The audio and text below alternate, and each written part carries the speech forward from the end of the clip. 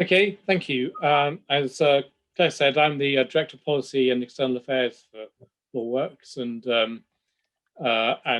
one of the areas to look after is our data impact evaluation, using different methods to demonstrate the impact and the benefits and the of pro bono, which starts by having really a good understanding of what is happening in clinics across the network, um, including how many clients clinics are seeing and what the demand trends are, and some really basic sort of management information that we try and sort of collate centrally, because really with everything we do across the clinics network, I mean, all of our services are, part of the sort of free offer that we support clinics to develop. But the one thing that we do ask for in return is that it's incredibly helpful to have data that we can share in order to be able to understand better what clinics need and where the gaps are as well. But I'm going to turn to presentation, because one thing we're very aware of this year, and I know that some of you on this call will have either been to our session on data last year, or you will have been well familiar with the process we use to collect data. But we fully appreciate that this is going to be an incredibly challenging sort of process this time around for collecting data, because essentially we're collecting data retrospectively for 2020. And we know that there will be many gaps, and many clinics actually may not have some data that may be simply lost in terms of transferring services between face-to-face and online, and being able to kind of record that data on time on a sort of ongoing real-time basis. There are places we understand that that just may not have happened, and that's fine, because we've all had to react to the circumstances that we've been given over the past year, and that's been really, really challenging to collect data through online systems when you're operating remotely. However, we did debate, whether we would simply not be asking for data over the 2020 period, given it's such an exceptional year. But in the end, on balance, we decided that actually we should, for consistency, and actually try to understand better what has been provided during the COVID period. And so we are going ahead with the data collection process. And we think it's important, just in general terms anyway, because the data that you have is so incredibly valuable for all sorts of reasons. And for firstly, it helps us to understand what works, helps you to understand what works, and who it is, what kind of clients you're reaching, and how you can demonstrate your effectiveness. To monitor, measure impacts, really for as much as anything else, for your own funders and stakeholders, it's really, really useful data. We use it in our annual clinic report, and that gets a very, very wide readership and distribution across a wide range of funders and stakeholders, and it does encourage funders to think about funding clinics locally. And we also use it a lot in policy submissions, our engagement with government, again in funding bids, and we share it with a range of different stakeholders and say it's a very, very well read report, and so we'd like to kind of keep on publishing an annual report like this, because it also shows you what you can. It also enables you to kind of compare year to year as well, and so that's why we're sort of going ahead with the data collection process. But we're of course aware that there will be gaps, and it'll be due to COVID, and we need to think about how we can either sort of plug those gaps or find ways of providing at least some sort of estimate data in place of those gaps. So that's really what we're here to talk about. But first, I'm going to sort of take you through what data we are looking for, or what data we're going to be collecting. So we're going to be sending out at the end of this month a survey asking for your data. And the most important, the first sort of data points are about clinic inquiries and number of inquiries that you've seen in your clinic. And we total these up, and so we're able to then extrapolate from across the network how many numbers or how many people came to clinics and sought help from clinics, number of people who actually were able to get help from clinics, and then that divides down to really people who got legal advice through clinics and people who got other services, either were referred elsewhere or given information, or but not necessarily didn't necessarily sort of need legal advice. Or so, and then of course there'll be a number of people who just the clinic won't be able to help at all. And how do we collect this? So, say we send out a survey. It's an individual link to each clinic, and in that you just click it open, and you'll see already populated that you are, whatever anytime legal advice claims I put here, but it'll be specific to you, and then you put your name and email address in, and then there are only a few fields, and they're not. And we've tried to design it so that it is. It is difficult to have a system that kind of fits all in terms of, because we all know that all clinics have slightly different intake arrangements and triage arrangements, and so that makes something that can make being able to establish what the total number of inquiries is within clinics quite difficult. But what we're asking for is, can you identify the total number of inquiries and then be able to break that down? So we ask the total number of inquiries, and of that total number of inquiries, we ask how many people received legal advice, how many people were signposted or referred to another agency, and how many you couldn't assist. And then we also break down that total number of inquiries figure as well by how many inquiries came to you directly, and certainly how many inquiries came to you through referrals, partnership arrangements, and other routes like that.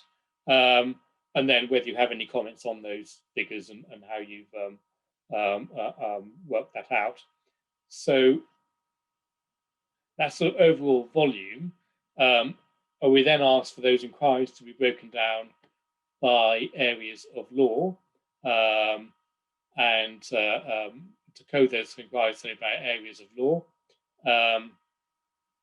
We have, again, this doesn't necessarily cover everything, so there might be other areas that you cover we haven't listed. And again, do put in any kind of comments about particular areas of law that you cover, and why proportions may be particularly high in those areas in a major speed, because it's a special service you offer, but it also might reflect a pattern of demand as well. And then we're able to then just turn that into a nice, a nice pie chart that nationally reflects what the overall sort of demand is in clinics in terms of areas of law, and family law for the past few years has certainly come out as the largest category of inquiries that come into clinics. And now we also ask about some demographic data, and this is a very difficult area, I think, for and something that's quite difficult for clinics to collect. We're going to continue asking for this because it is so important it's fundamental to actually understanding who the clinic's kind of client base is. And that will, of course, differ across different clinics in different areas. Um, but and one of the reasons it's important to get this data is the Equality Act, and so understanding whether the clinic network is effectively servicing and supporting the needs of excluded groups, or people with protected characteristics, as to use language of the Equality Act. And in fact, if your clinic is attached to university, then service users of any service that is part of a public body, or linked to a public body, it does actually have those obligations under the Equality Act anyway, to collect and publish equality information. So we hope that some of this information is being collected, and to also set some equality objectives. But I think, in light of last year in particular, when the Black Lives Matter movement really has very much come in more into our the sort of level of structural racism, race exclusion of BME through in terms of access to services and many other institutional discrimination patterns across society. Why it is so important, particularly to look at BME demographic characteristics within clinic's client base, and I mean, I'd hope that even if we're not there yet in terms of being able to capture the most accurate data, that we can also be on a journey to understand why it's important to capture that data and see how we can capture it better in the future. So this is what we ask, and we actually ask on this percentages rather than fixed numbers at the moment. So we are reviewing this, and I think we're going to stick with percentages this year. But we are working actually with an EDI, Equality Diversity consultant, with LawWorks, and looking at all our processes in relation to equality law, but also good practice and equality obligations, but also good practice as well. And so in future years, we are we are looking to refine this so that we can see if we can get the best practice, that we can. At the moment, really, we ask the percentages at the moment to make it really as straightforward as possible for clinics to be able to provide that information, and so that if you don't necessarily have hard numbers, do you have percentages?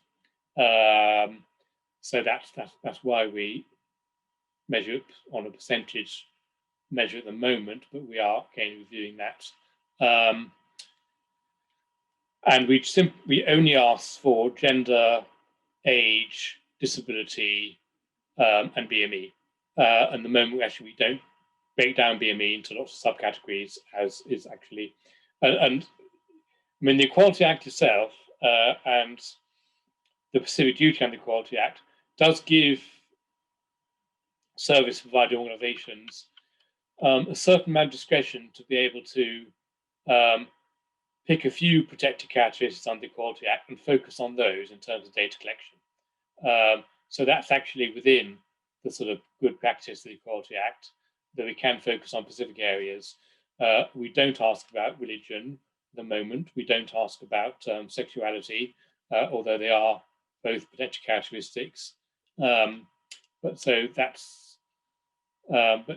that's why. So we kind of keep it to the highest level possible, and focus in on kind of key characteristics that we think are the most valuable for us to collect, and also the characteristics where we think that clinics will have more data about. So that's why we've devised it in this way, but it is under review. And finally, we asked simply about the number of volunteers who in your clinic, and that's generally a number that we find most clinics do know and are able to provide good data on. So those are the key data points that we asked for.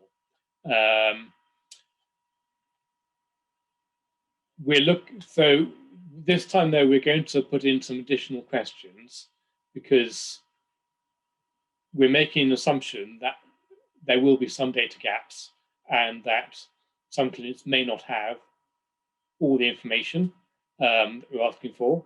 And if so, we want to know sort of what information is it you don't have, and the reasons that you don't have it, which we can make a reasonable assumption that it's due to the impact of COVID. But again, we'd like to hear from you as to what the operation impact of COVID was on your capacity to be able to kind of collect data, and then that would also help us to set the data that we are able to collect within a context that there's been very, very difficult year for clinics over 2020 to be able to collect data on a systemic basis.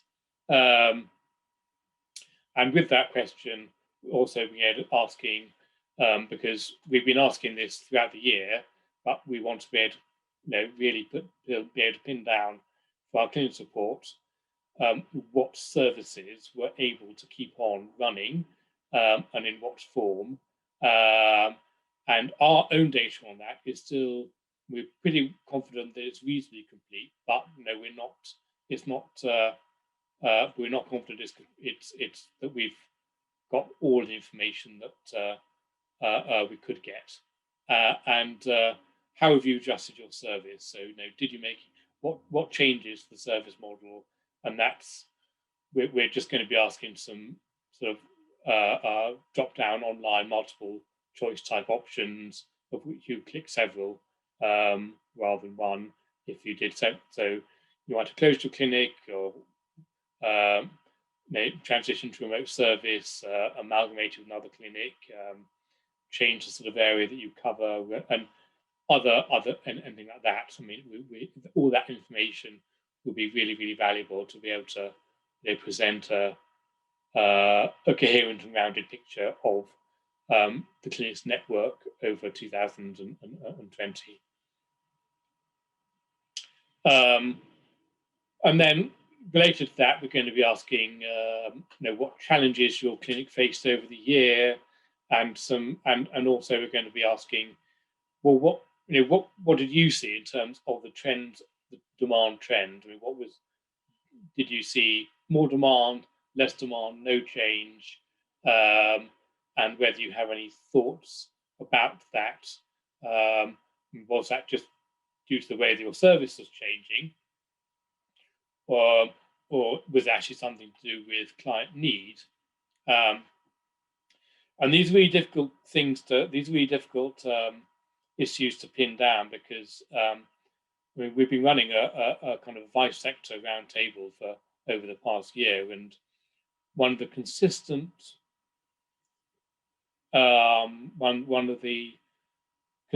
points that advice agencies, whether they be law centres, citizens' advice, other third sector organisations, and urban clinics have been telling us, is that there are a lot of users, service users, who were clients of the service, but who when COVID hit, disappeared, and were very, very difficult to re-engage with, and that has actually persisted beyond lockdown, and there's been quite a challenge in re-engaging with traditional, we might call it traditional cohort of clients, but then also there'll be new cohorts of clients as well, and some changes in the pattern of need. So we're really interested in exploring that with clinics, and interested sort of in your thoughts on that. So we publish, we provide some tools, which I think you may be working with over the course of last year. The main place to go on our website is just LawWorks/impact, and you'll find it all there. And it includes essentially some spreadsheets. And this has been, if you've been working with this over the past year, if you've populated these spreadsheets and be using those, that actually provides a very good template for simply transferring that data straight into the Click tools and job done. But you may be using other systems for collecting data, and that's fine as well.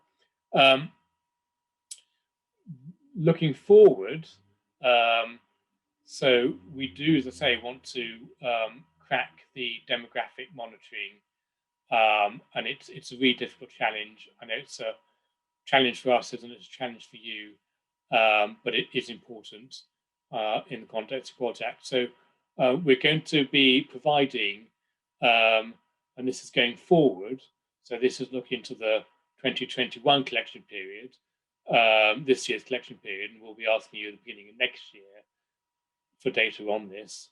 We're going to be asking for, posing to us slightly more granular data about protected characteristics, ethnicity, etc., and using a template that you can work with, that advisors can work with, and that in order to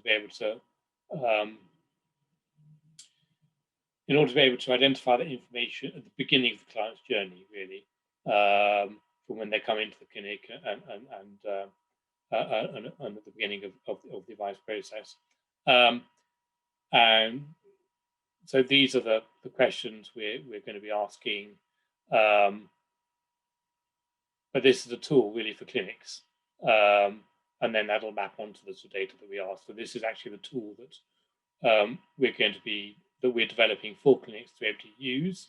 And the reason I'm showing you this is because we'd actually like your thoughts and feedback on it before we roll it out, and because we want it to be a tool that's useful to you, and then we'll update our website with it and provide provide that tool with when we send out sort of further communications about our data collection. So that's where we are with the data collection process. Saying LawWorks, the team, the clinics team, and myself, just say we're here to help you every step of the way. So please just say cling on to LawWorks. So thanks, and I know this is going to be quite difficult to get a really accurate fix on data across the network. This from the past year. We'd like to do our best to do that, and we'd like to help you to do that. And every clinic does approach it, can approach it very differently depending on who they're funded by, who they're working with, and may use different systems, Advice Pro and other systems like that, to collect data. So very pleased that Martin South and Tower Hamlets Law Centre has just agreed to say a few words about how Tower Hamlets go about collecting data, and what some of the challenges they face, and how they can be, and how Tower Hamlets have overcome some challenges, and also then just hand over to a more wider discussion with all of you, because I think this is something that we've got to kind of crack together to find a way forward and a system that works for all of you. So really, thank you very much, Martin, for being here, and over to you. Thanks very much, James. So when James and Caroline asked me to come along and speak about this, they started off by saying that they thought it was because we did this particularly well at Tower Hamlets Law Centre. I was deeply sceptical about that. And now that I've looked into it in a bit more detail, my scepticism has increased even more. So this is not going to be like tips and tricks of how to do it well. It's more like an extended confessional at which you can all point and laugh.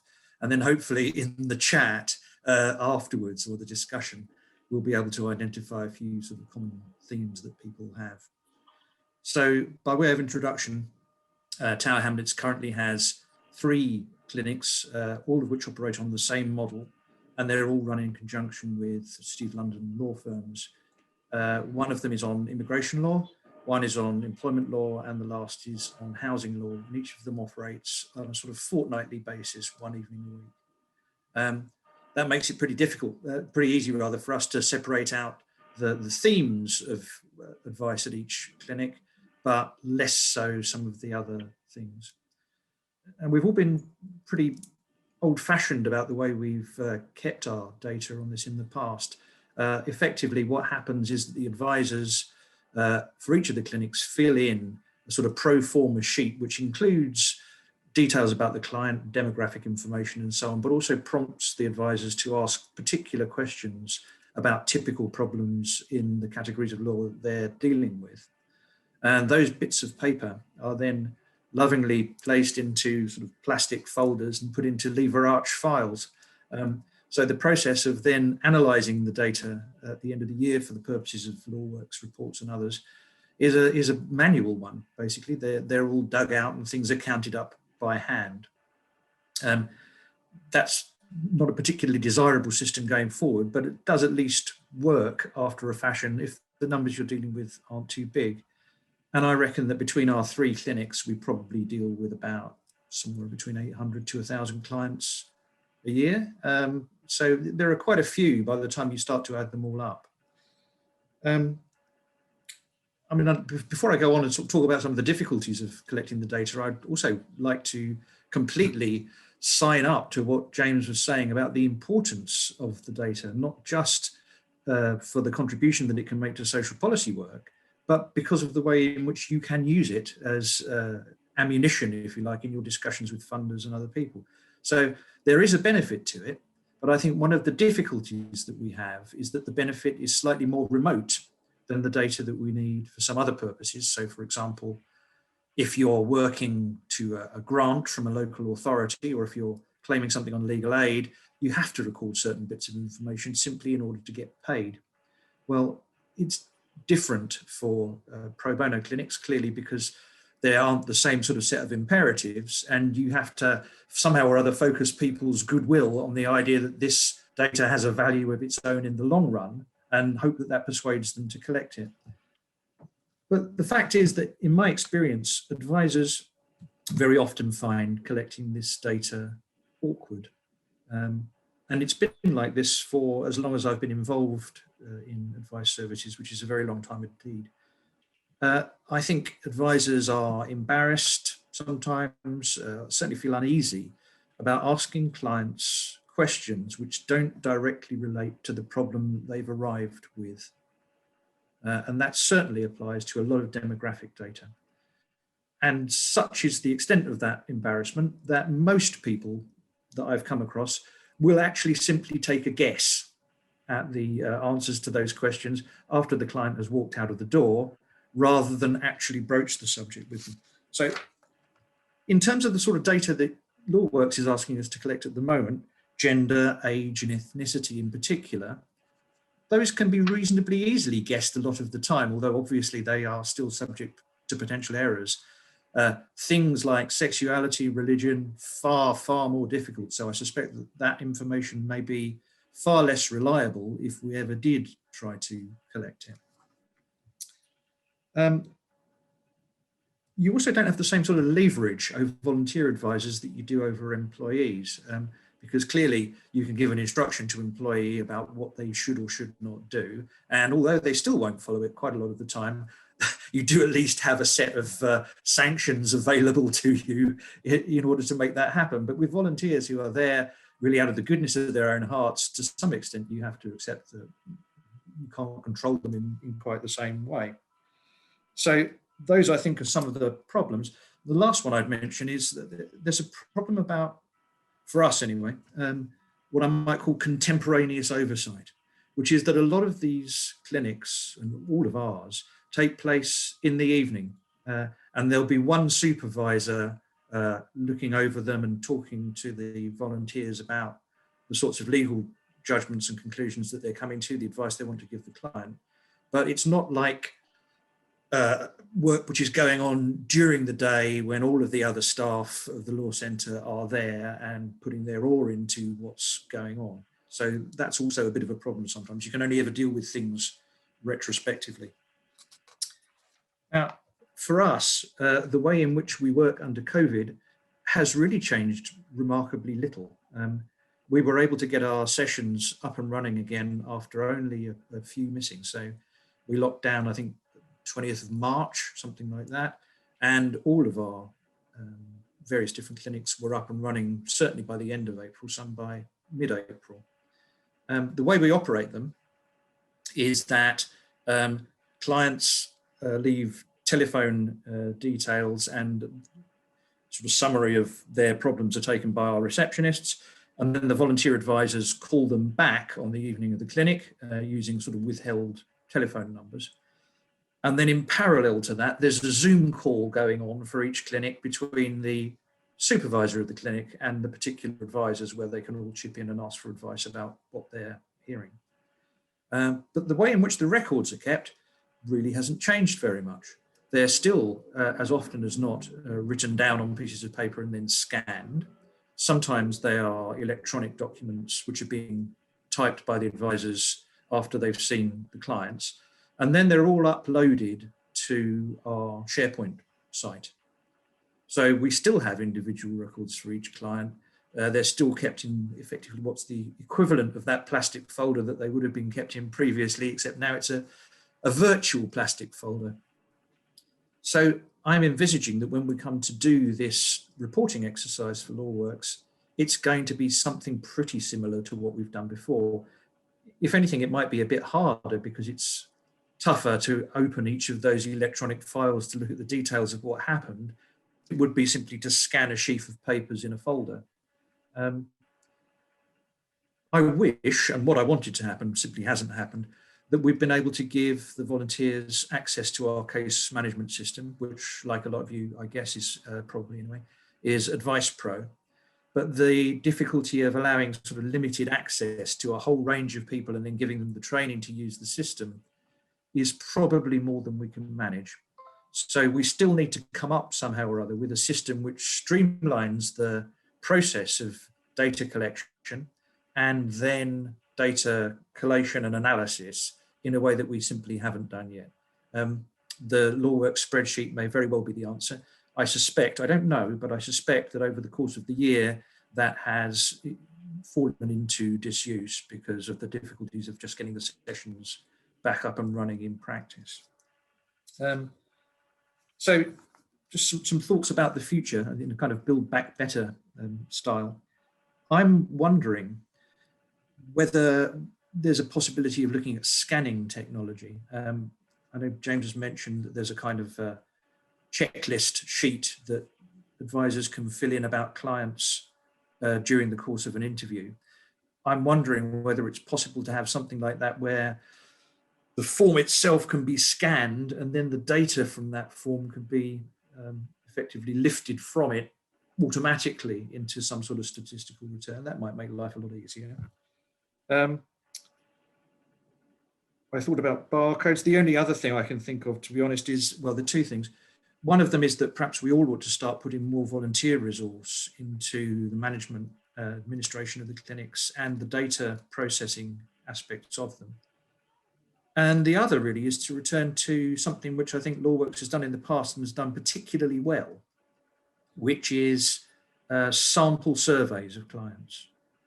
So another approach to this, just perhaps just to stimulate discussion, is rather than trying to capture data about large numbers of individual clients, in a way which is perhaps always going to be slightly unreliable, it would be better if, as a regular thing, we all clubbed together and enabled surveys to be done of random, statistically representative samples of clients from which we could derive the same sort of data and understanding that we do from looking at the numbers in large. So I think that's just about it from me. I'm happy to take any questions, or I don't know whether you just want to move on to a general discussion now. Super, thank you, Martin. That's fantastic. There is somebody commenting in the comment chat box that you've raised some very good points, and I hope that others will agree there as well. I certainly do. Yeah, I think we are open to suggestions. I think James will be able to come in on this as well. What we do is try to gather data and information, obviously, across a body of organisations who are hopefully setting out with the same intents and purposes to provide pro bono advice. And obviously we can help as a collective to make a case and make that voice as loud as possible. And we can do that hopefully with your data and input as well. So the more information we have, the stronger a voice we have together. The last point you made there about the sample surveys, and it may be that you've referenced some of the sampling we did around our Better Information project, was 2016, 17, 18, which did collate feedback from clients and incorporated a lot of demographic data as well. And in terms of demographic data that James presented on there, that the potential new categories and options, it is something we've discussed internally as to whether we would do over the course of the whole year, which would give us a huge amount of data, hopefully, and longitudinal data, or if it is comparatively accurate enough and easier to do on a snapshot sample basis. And again, that is an open question for everybody today to consider and to provide some feedback to us on, because we don't want to commit you to something that is hugely burdensome, obviously, but we do obviously see the value, and hope that you also see the value in collecting that data and information too. James, anything else on the points that Martin's raised at the end there? Yes, well, we would like to run another outcomes monitoring project as we did a few years ago. It is contingent on us to be able to get some more resource into LawWorks to be able to do that, because it's quite a sort of resource intensive project to manage, and but we do want to do that, and so watch the space on that. And another thing we do is sometimes we we take segments of clinics or particular sectors of clinics, and like we did the law schools report, and we look at them and can extrapolate some trends there. So I think those kind of periodic and sample surveys are part of what we do, but we are wanting to keep on with the annual survey collection, because it kind of gives you a year-to-year comparison, and that's really, really valuable in itself. But I quite accept what Martin says, that just collecting that management information, that actually has its limitations. And sometimes we like to say, oh, we saw more clients this year, and that's a proxy for demand. Well, you can present it that way, but it's slightly over-egging the pudding, if you like, because it's not really a measure of demand. What it actually is a measure of supply. So empirically, it's a measure of supply rather than measure of demand. It's what you're able to capture by the sort of service you're able to provide. And so when we look at, when you talk about demand, we've actually got to kind of think of the wider context about need. And then you think, well, actually, what is it that you're trying to achieve by providing the advice?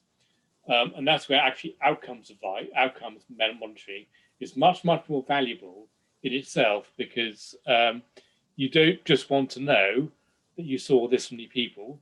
What you want to know is, hang on a sec, did all this effort make any difference to our clients? Did it produce results? Did it produce outcomes? Did it help them resolve their problems? And you can do that on a sample. So really the purpose of the outcomes project and sampling to be able to measure that, those outcomes, is to kind of give you that answer. Is the service provided making a difference Is it targeted in the right way? Are we helping the right kind of clients achieve their results? And and all those questions. Those questions can only be really answered through doing effective outcomes research. Thank you, James. We've got a comment in the chat box there. Please do feel free to throw questions in there, comments, or share any helpful resources that you've come across, or pop cameras on or unmute yourselves if you want to raise a point yourself. But thank you, Hannah, who's explained that she uses an online form specific for demographic data, a quick tick box form for each client that isn't kept with other papers in the file, and it's easy to gather and collect the data that we're asking for to provide through the LawWorks survey. I've wondered this year if it's been more challenging to collect demographic data, or we know data generally has been difficult to collect, or by using more online means, it has become easier because there are tools. We use tools like SurveyMonkey to be able to pop a link across to people before or after an event to be able to gather data that way, where if a client had walked into a clinic, they might have been handed a piece of paper. And I wonder if there's been an increased use in more online tools to help with that. And something linked to what Martin said there just before about knowing what the challenges have been and better understanding where resources could be better put.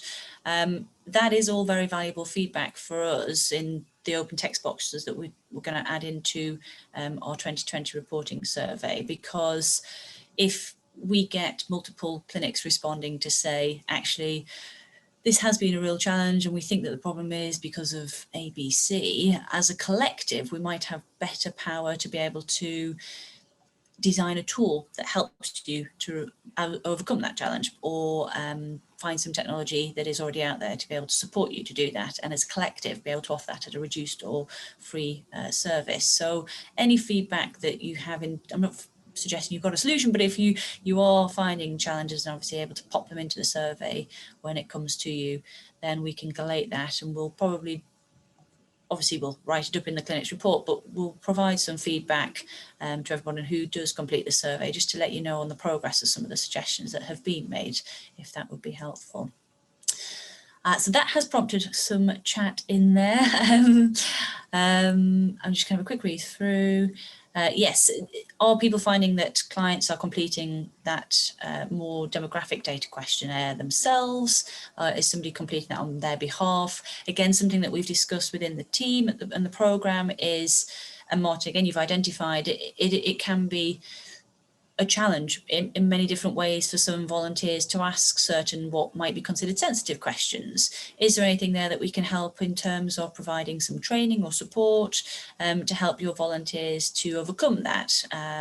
There is a lot of training around telephone advice line services and how people ask questions to get the data and the information out of people so that they still feel comfortable and trust the volunteer asking the questions to be able to give those answers.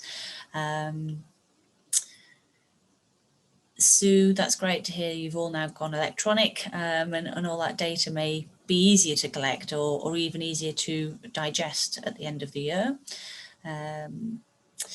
Yeah, that's an interesting point, Fanny. What happens if not many clients do complete the data? And that's what we found, James, is in previous years, where we've had clinics that have provided great headline statistics in terms of the number of inquiries, the areas of law, but finding that sort of next step of asking the clients for their demographic data. And I don't know how you find it if you're asking clients for feedback data, how much information you get back. Can it be made mandatory? I don't know if you can request or require someone to complete that information as part of your service. It might be a policy that you have in place as opposed to it being an absolute requirement. Simon, great to hear you've never had any problems in gathering the information, which is fantastic. Thank you very much. We look forward to getting your feedback survey completed. So, Angela, I can see you popped up there. Query around how report data geographically, and I understand this is because you have clinics in different locations, but obviously now that everyone's moved online, clients from all around the country attending, so I wonder if there is an option for submitting data on a national basis rather than by location. Yes, that's something that James and I are going to have to think about when we come to digesting all the data. At the moment, the data collection survey that is sent out to each individual clinic is for each individual clinic. So if your clinic is based in Manchester, it will say Angela's clinic based in Manchester, and that's the information that we will be collecting on that basis. In the clinics report in previous years, we have broken down the report, other than the national picture, we've broken it down to say advice provided in the Northwest, advice provided in the London region, wherever it might be. That might be something we now need to reconsider. But there will be comment boxes throughout, and I can't remember specifically on which page, but if there is an opportunity to comment that says, you know, I've collected this data, but we think it's from clients across the country as opposed to a specific geographic location, again, that's going to be useful and information for us. Yes, James? Is that right? That's right. And say we do in the clinical support, we do extrapolate clinics that we designate as being national clinics, and take that data out and present that separately from the regional figures. Yeah. So I'm just reading through here. David's kindly popped the clinics forum link in there to continue the discussion if anybody wants to share any resources or questions after the event. A couple more responses to the queries. I can see a hand up there. Do you want to unmute yourself and introduce yourself? I've got your name there as Vimbai. Hi. Yeah, hi, I'm Vimbai from the MOJ. I work in the legal support team. I think I've been in a few roundtables with James. So I guess two of my questions are, obviously we are interested in the data you provide. Our sort of legal support action plan hinges on gathering evidence of what works well in the advice sector, so we can make the argument for supporting pro bono clinics and the like. I guess one of the sort of challenges that Martin raised was this idea of you have the platforms and case management systems, but how do you limit the access but also train the volunteers? And I was wondering, I guess in the stead of something as big as a Advice Pro, are other clinics using sort of smaller case management systems or alternatives? So I wonder if there's Excel documents, you know, that sort of take you through the questions that might be in the LawWorks final survey or any other questions, and sort of having volunteers fill that in. And then the other point is on volunteers and sort of them not feeling comfortable with gathering data that doesn't directly relate to the legal problem someone's come in with. And I wonder if there's a piece on there of either explaining why this data is needed or why you shouldn't be sort of embarrassed to ask for it, because I think I don't know about you, but anything I filled in from the last God knows how many years always has this monitoring data. So there's this piece where people are used to it, and so you mustn't be necessarily embarrassed about it. But I wonder if there's a sort of lessons or learnings that we can extend to volunteers on that point.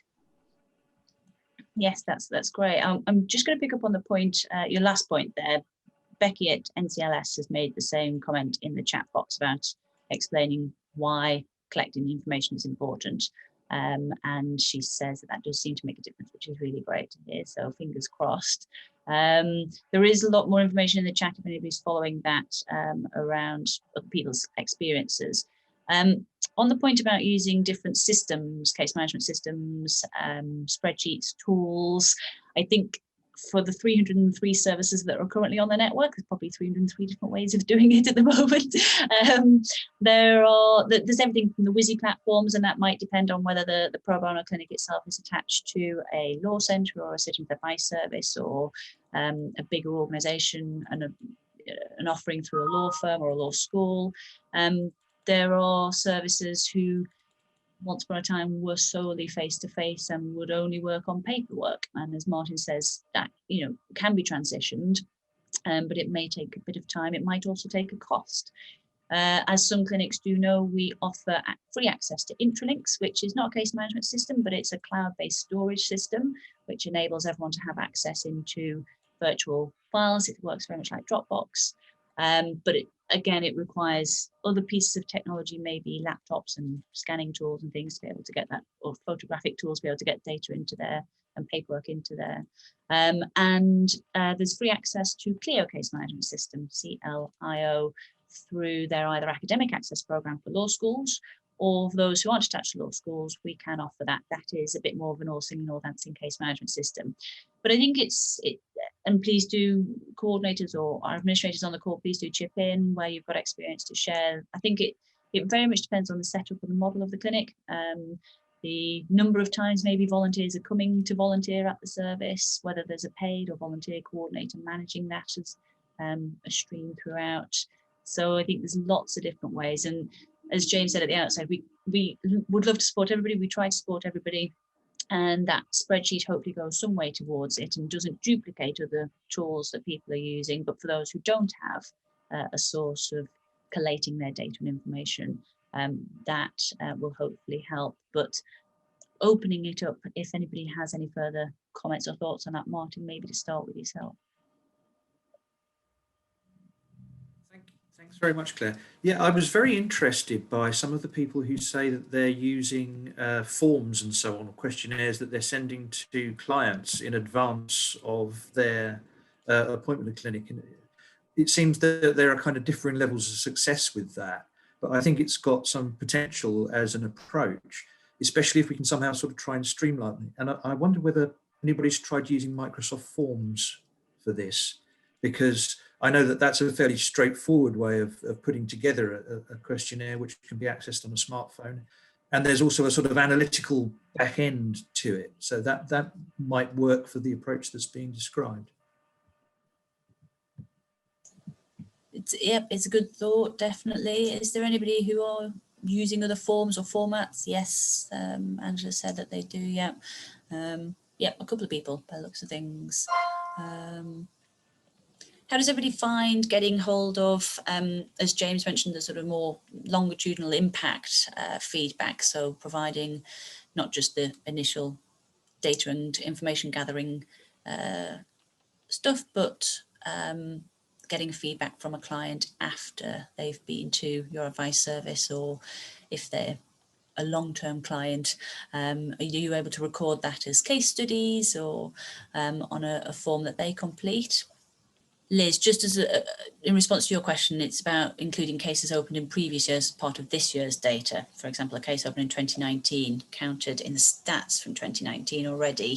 Should it be counted again? Not if it's the same matter, I wouldn't suggest. If it's, so any new matters, that's why we use the headline figures of number of inquiries and people helped. Admittedly, that person might have been helped in this year as opposed to an inquiry from last year, but we try and keep it as straightforward as possible. So 2020 inquiries, and hopefully those that have helped in 2020 as well. Survey Hero, Ian, that's a new one. I've never heard of that. I might look into that. So I like the sound of Survey Hero for follow-up evaluation. That's really interesting. And not to put you on the spot too much, Kate, but I know that we have Kate Buchanan on the call today. I can see you there. But Kate is a coordinator at a clinic on the network, but also is one of our fundraising consultants. And Kate, I wonder if you might be able just to say a few words about case studies and the kind of information and feedback from clients and impact work that you do. Yes, I do write a lot of case studies for LawWorks, and we sometimes struggle to get hold of them from clinics just because we're sort of one step removed from the client, obviously through the clinic itself. So if any clinics do come across, you get to the end of a case with a client and you think the client might be interested in doing a case study on an anonymous basis, then please do contact me or Claire or any of us at LawWorks to let us know. And I'd be happy to write up the case study for you and on the basis that the client was happy with it and that we could then use it. And then obviously the clinic could use it too. and I'm doing one exactly on that at the moment, actually, for a clinic that's talked from Derby, actually, who's referred a client to us, a satisfied client. Obviously, it sort of helps if you've come to sort of an ending of the case, and ideally it would be a sort of satisfactory one in some ways, but it doesn't have to be, obviously. It's just it helps us to show the impact. And we have a web page on our website recently updated, which shows a lot of case studies that have been used. I can see Simon's on this call, and one from Dad's House is on there. There's one, I've tried to sort of dot them from across the regions and from our different programs and things like that. So please do that as well. Obviously, I've recently started being an administrator for a clinic in Islington about a year ago, so I've got a different hat on today, and I'm going to be starting to write my own case studies for my clinic, but I'll obviously share them with LawWorks as well. Wonderful, thank you so much, Kate. Angela's also commented in the chat box about Qualtrics, again, another tool I've not heard of. We will collect all these ideas and thoughts from the chat and pull the links together and put them in the forum to continue this discussion if anybody wants to follow that up. I'm going to post a link there to Inspiring Impact, which is a website. It's almost the dummy's guide to data. I think it's a great website to be able to get some tools to help with assessing where you are within your own data collection processes and methods, but get some more information about why data is good, how data can be used, case studies, examples, etc. as well. Super. Is there anything else in terms of data collection, data queries, challenges, questions around our collection process that anybody wants to raise?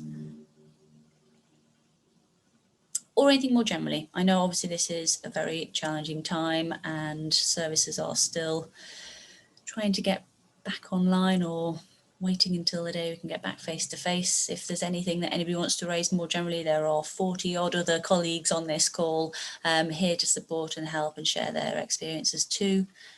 Please do feel free to pop it in the box or shout up. In the meantime, James, I'll let you come back. You've got something else you want to share?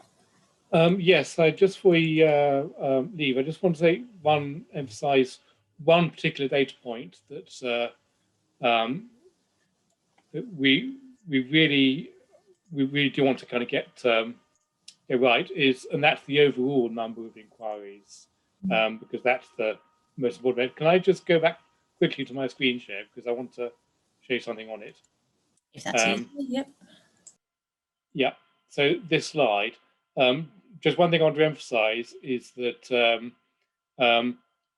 these figures, total number of inquiries, that the 3 boxes, how many people received legal advice, how many people referred another agency, how many will not be assisted, they should add up to the total number of inquiries received. And similarly, of total number of inquiries, referrals, and direct, again, they should add up to the total number of inquiries received. And the only reason I'm stressing this is because last year we had some sort of outlier figures that kind of distorted that, and the figures overall didn't add up. So could you please bear that in mind, that those two headings are essentially a subset of total number of inquiries. Yes, very important point. Otherwise, we start to question how many fingers and toes we've got when it doesn't all add up, and that's not very helpful. I'm going to give everybody an opportunity to keep on chatting away in the chat box, but I have a couple of updates, which I said I was going to update with you at the beginning, and then I completely forgot and got distracted. But I do want to just highlight a couple of points before everyone heads off. You may be awaiting with anticipation about news about our student awards this year, which typically take place in the spring.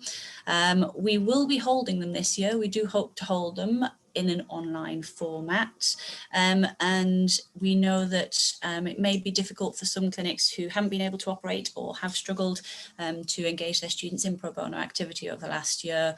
But we do think that there will be many people out there that deserve recognition, and I'm sure there's been some fantastic work across the universities and student clinics. So we shall be sharing information about how to nominate yourselves or how to nominate others very soon, so please do keep an eye out for that.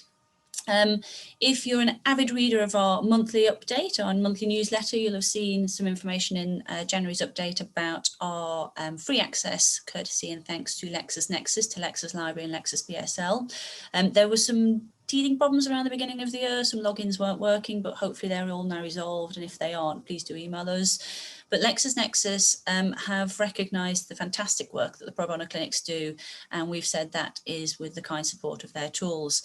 They are now evaluating and hopefully offering further access to lots more resources and services. So we'd be grateful to know what is working for you and what further access or what further resources might be helpful if there's something that's missing from there at the moment.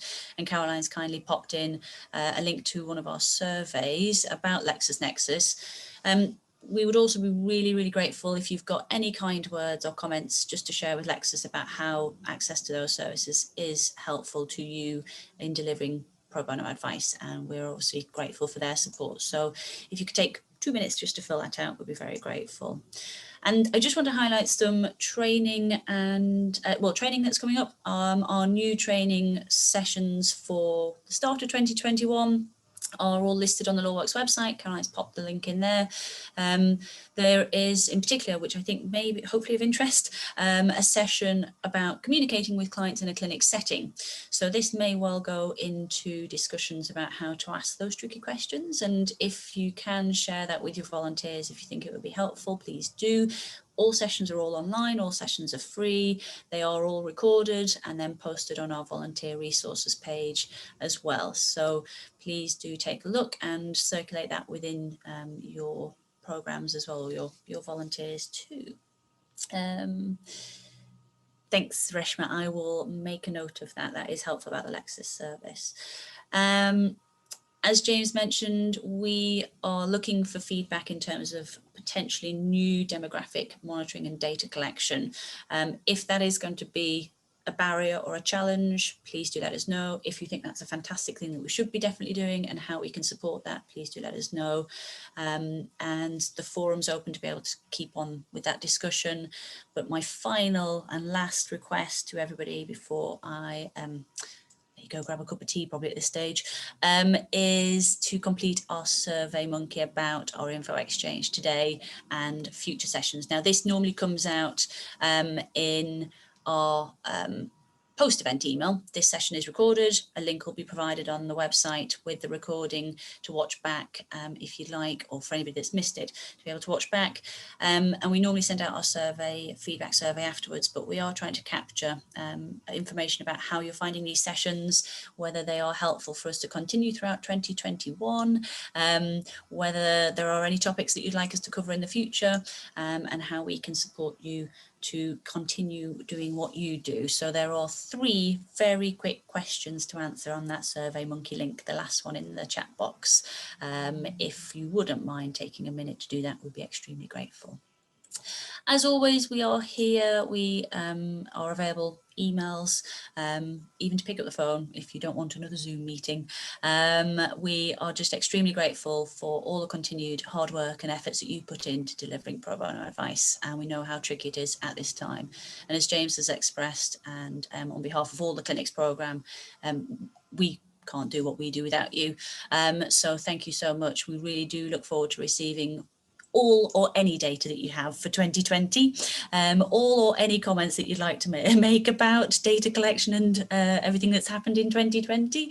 If it's easy to pick up the phone to do that for us, to gather that information, please do.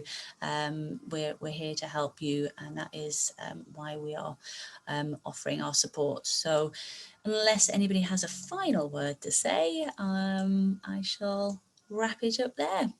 Thank you for your time this afternoon. Lovely to see everybody, and hopefully see you again next month, if not before. Thanks now.